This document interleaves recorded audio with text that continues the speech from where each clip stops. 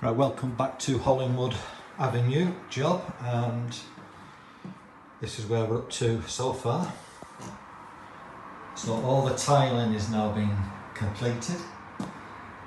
We've actually fitted a new ceiling because the old one was just too far gone to plaster. So we fitted a new ceiling, 2 new lights, new extractor.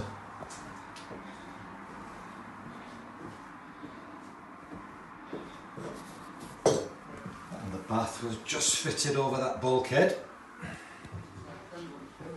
The shower's up and running, that's working. So all this has been replastered, that's going to be painted. The customer's going to paint that. We're just fitting the new towel warmer. Just got to fit the toilet in today.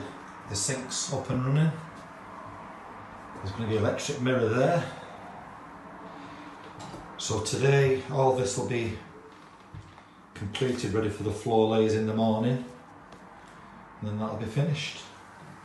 So all in all, it's looking really good.